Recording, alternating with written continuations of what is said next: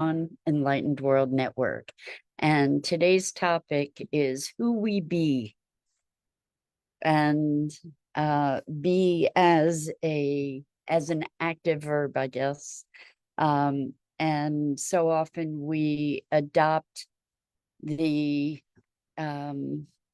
ways of being or our limitations as our identity somehow. And we're going to take a look into that to see how we can become more expressed of our essential selves and our essential being. So before we get started, let's take a moment to get present. Let's take a deep breath in through your nose and hold it.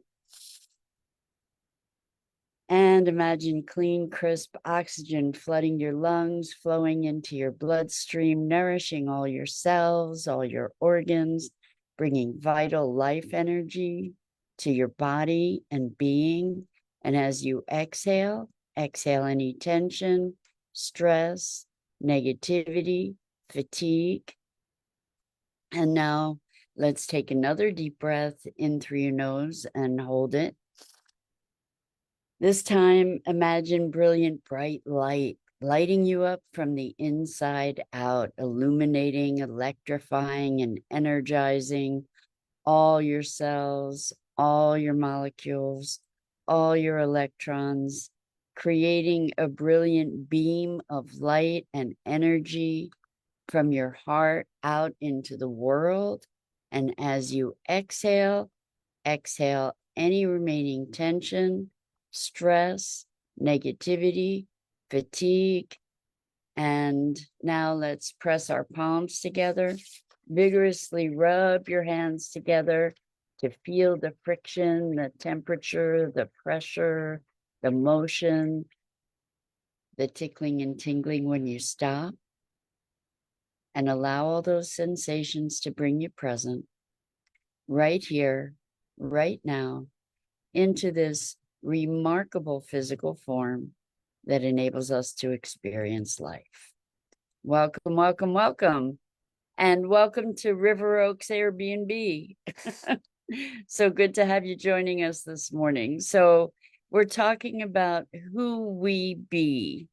And I know that's sort of an awkward turn of phrase, but what brought this to mind for conversation is a conversation that I had in a session yesterday about being the outsider.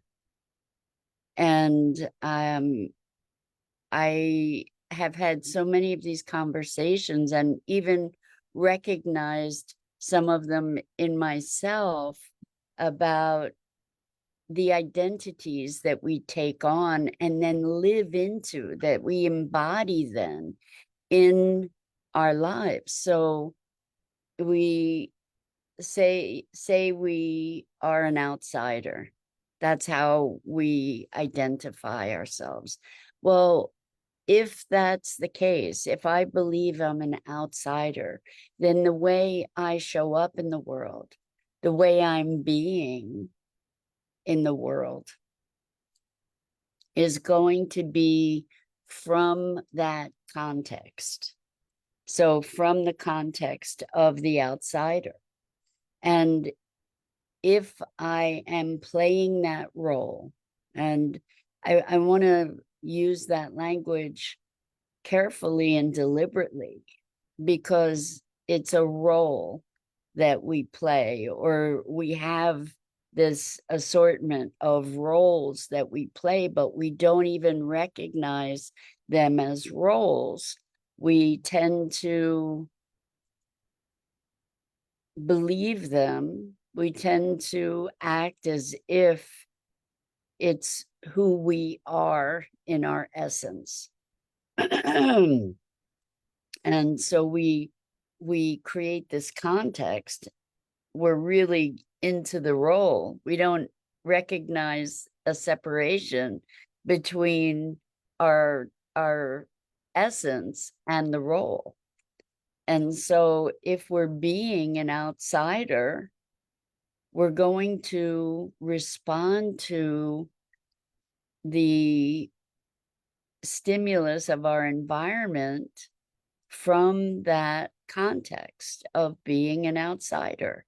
So we might be particularly cautious in the way that we respond. We might feel that we're under threat, or we might feel like we don't have a right to speak up, or we may assert ourselves even more intensely to try and become an insider. But the point is that the activity or the behavior, the whole demeanor is defined by that role that we have assumed as if it's true. And the thing about this is that those roles often we don't even see them, because it's kind of like the water we're swimming in. We don't, like a fish in water doesn't necessarily, we presume a fish in water doesn't recognize the water, because that's their pervasive environment. And so when we have these roles, we don't, they're kind of invisible to us because we're so immersed in them. So if I'm just thinking, we do this with all kinds of identities. We do this with religious identities. We do this with racial identities. We do this with family sorts of identities and historical identities. We do it with our educational or financial background. We take on these roles and positions without even knowing that we've done so. And so these roles and positions are essentially overlays to our essential selves, to our fluid expression of life, essentially, because we're creating these contexts for ourselves. We're creating these boxes to live from and into. So I invite you to look at what are the roles. So maybe if you're maybe in a family, you're the smart one, or you're the slow one, or you're the one who is too intense or too emotional or too much. I've done work with more than one person who had been told growing up that they're too much. And so when you take that on, it's sort of a form of hypnosis, because we don't consciously, deliberately say, okay, give it to me. I'm going to take that on. And I'm going to live into that role.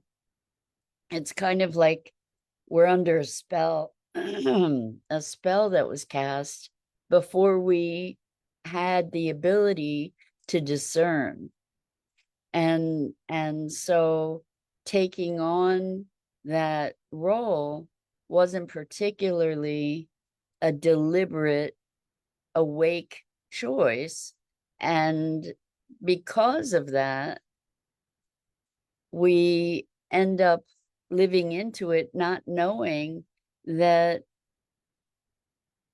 it was a role that was cast upon us, not even questioning it, just sort of living into it. And so we get the opportunity, as we grow up and hopefully get more exposure and start asking questions of ourselves and life, to maybe broaden our awareness to recognize that we've done that we actually have created a container for ourselves that we live in. And we may not have created it, but we've adopted it. At some point, we get to be responsible to make different choices, or to maybe undo, untangle, dissolve those contexts that limit us, to recognize them so that we can at least start moving out of being at the effect of them. And the thing that I've noticed in the core connection work that I do with folks is that our beliefs become embodied in so many ways.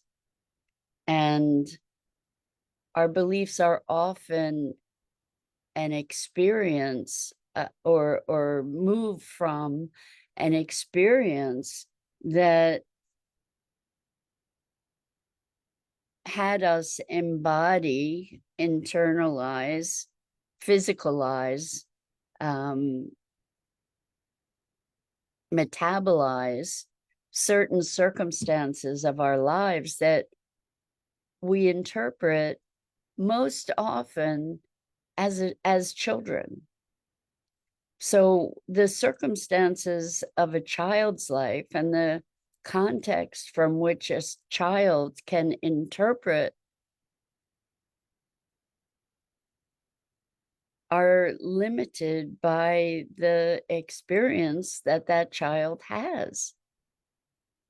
So a decision made by a 5-year-old is most likely not going to be as well informed as a decision made by a 25 or 35 or 55 or 65 or older, whatever person who has more life experience, more context, hopefully, to draw from.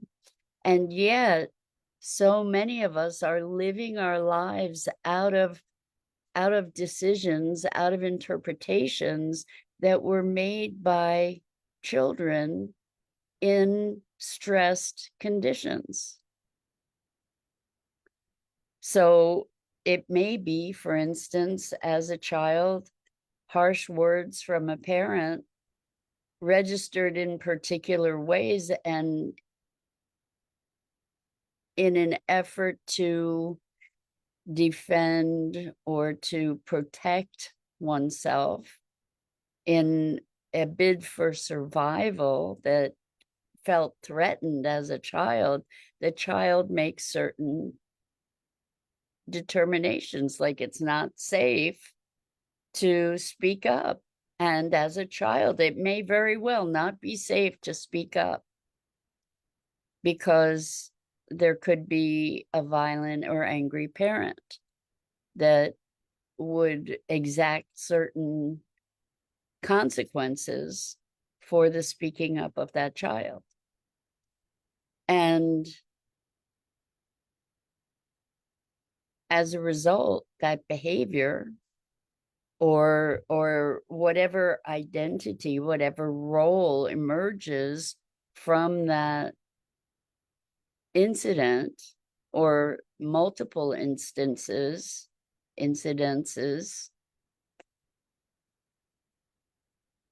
certain beliefs and behaviors are adopted, not consciously. And we're often told, as children, we're told who we are in so many ways. You are so this, you are so that. Even seemingly good things, like you're so smart, so you get to be smart. And then when because that won you accolades, perhaps. And so there are times in life when we all err, right? But if your identity is tied up in being smart and you make an error, that could be cataclysmic, right? It's so fascinating to me how truly malleable our awareness is, how truly malleable our sense of self is. And what I mean by that is we really do have great plasticity in our consciousness. And I've seen this so many times where, in the context of a session, for instance, someone is able to go back to a formative instance in life that was traumatic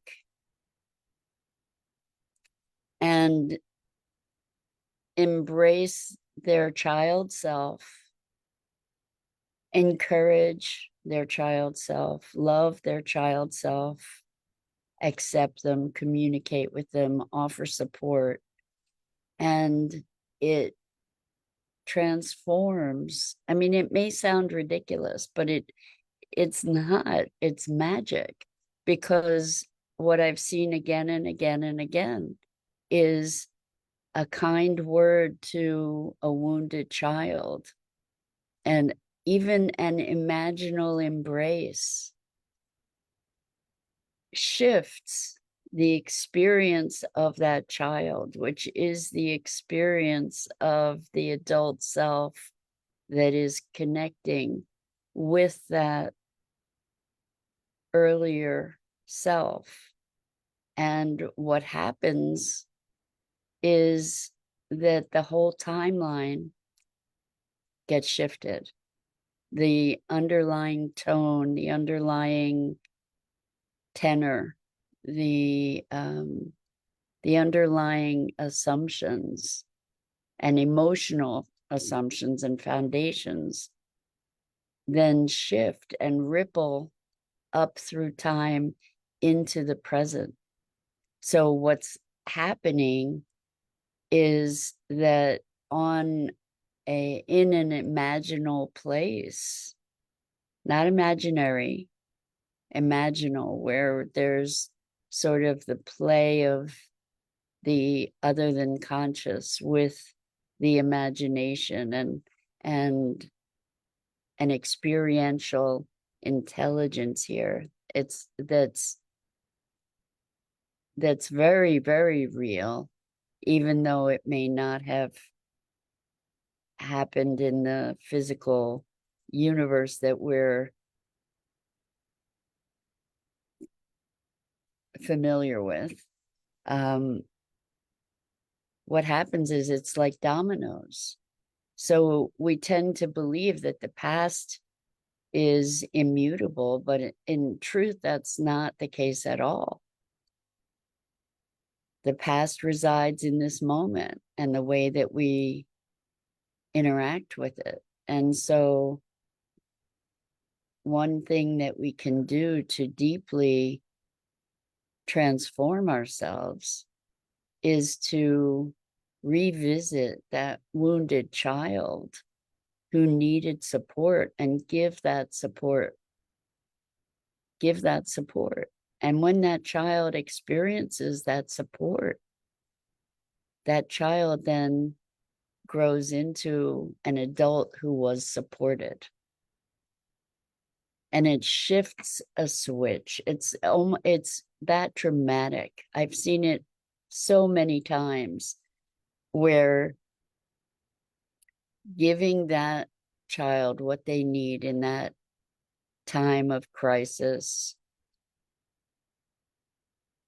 is profoundly transformative. And it's nonlinear, right? Because supposedly the past is past. and it can't be changed. Well, that's it's not my experience, not what I've witnessed in countless sessions, nearly 3,000 sessions with people that I've documented at least. It's quite remarkable how our being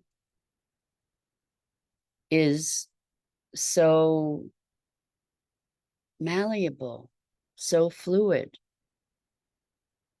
And what's coming to mind is something spoken by the Dalai Lama.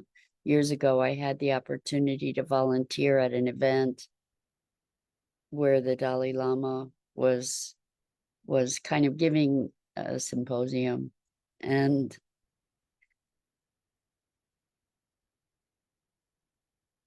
the quote that I came away with was that all suffering is a result of misconceptualization. In other words, the way that we think is what creates our suffering. Yes, there can be pain, but the suffering is something that is generated in our minds by the way we think, by the way we conceptualize. And we don't even know it. It's not like we're consciously choosing it for the most part. It's that we're not recognizing these contexts and roles that have been cast upon us, and then we live into them. So we be angry. Like, who I am is angry. Who I am is an outsider. Who I am is not good enough. And we be our beingness expresses through those roles. And when we can recognize that those are roles that we're playing, that they are not who we truly are, that they are overlays on our